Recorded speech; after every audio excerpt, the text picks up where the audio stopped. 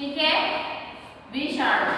तो बैक्टीरिया की तरह वायरस भी ऐसे सूक्ष्म जीव होते हैं जिन्हें हम नेक्ड आईज से या नग्न आंखों से नहीं देख सकते।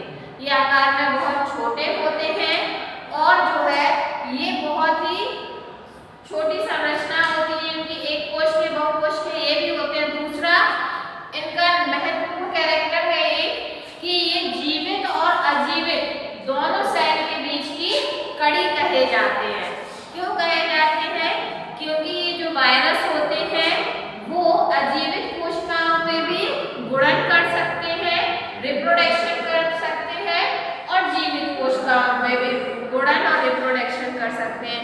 इसलिए किसी वैज्ञानिकों ने बताया कि वायरस जीवित है, ठीक है, क्योंकि वो जीवित सेल्स पर रिप्रोडक्शन कर रहे हैं, अपने जैसे नई संततियों को जन्म दे रहे हैं। वहीं कई वैज्ञानिक ने बताया कि जो वायरस है वो अजीवित है, क्योंकि वो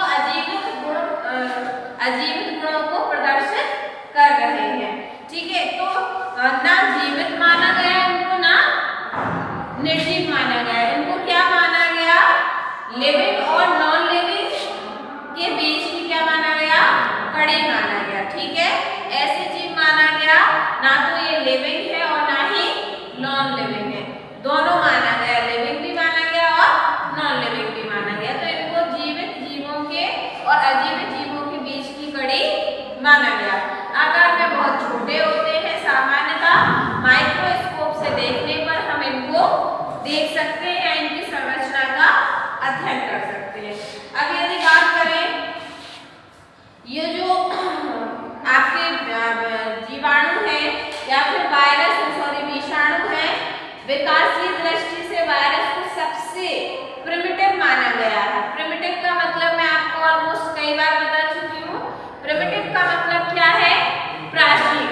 मतलब विकास की दृष्टि से इनको क्या माना गया है? प्रिमिटिव। प्रिमिटिव का मतलब प्राचीन, मतलब इनकी स्ट्रक्चर में, इनकी संरचना में ज्यादा परिवर्तन नहीं आया। ठीक है, दूसरा है विषाणु की खोज किसने की थी? इना इवानोविस्की ने 1892 में की थी, जिन्होंने टीएमवी रोग के विषाणु से होने वाली संभावना प्रकट की थी। इवानोविस्की नामक एक वैज्ञानिक थे, इवानोविस्की नामक एक वैज्ञानिक थे जिन्होंने 1892 में टीएमवी, अभी आप टीएमवी वायरस अकेला ही पढ़ेंगे, टीएमवी वायरस से होने वाले रोगों के बारे में हमें बताया था कि जो टीएमवी वायरस है आपका, उससे कौन कौन से रोग जो है वो आपको हो सकते हैं। यदि दूसरा हम इनका कैरेक्टर्स की बात करें, ये क्रिस्टल के रूप में स्टेनले ने विषाणुओं को अवक्षेपित करने में सफलता प्राप्त की। ठीक है, क्रिस्टल के रूप में इनकी खोज किसने की? आपके स्टेनले ने। ठीक है, क्रिस्टल के रूप में किसने प्राप्त किया? स्टेनले ने। वहीं इवानोविस्की ने 1892 में वायरस टीएमवी वायरस में या टीएमवी वायरस से होने वाले रोगों के बारे में हमें बताया। ठीक है, यदि तीसरी बात करें, वायरस अकोशिकीय, मतलब इनमें कोशिका नहीं पाई जाती है। अकोशिकीय, इनमें कोई कोशिका नहीं पाई जाती है। ठीक है, अति सूक्ष्मदर्शी न्यूक्लिक अम्ल तथा प्रोटीन की बनी ऐसी संरचना है जिसमें रोग उत्पन्न करने की क्षमता पाई जाती है। ठीक है, तो हमें क्या पता चला? जो वायरस है वो क्या है आपका? अकोशिकीय। अकोशिकीय का क्या मतलब है? ऐसे वायरस जिनमें क्या नहीं पाया जाता है? सेल्स नहीं पाई जाती है, और ये जीवित तथा अजीवित कोशिकाओं को क्या कर सकती है? प्रभावित कर सकती है या उनमें रोग उत्पन्न कर सकती है। ठीक है, दूसरा यदि बात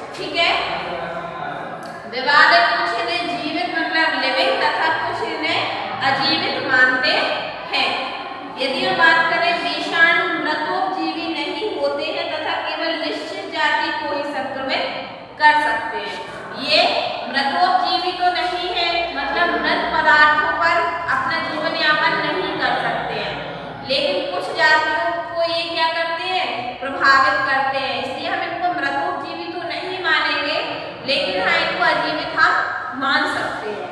ठीक है, हर विषाणु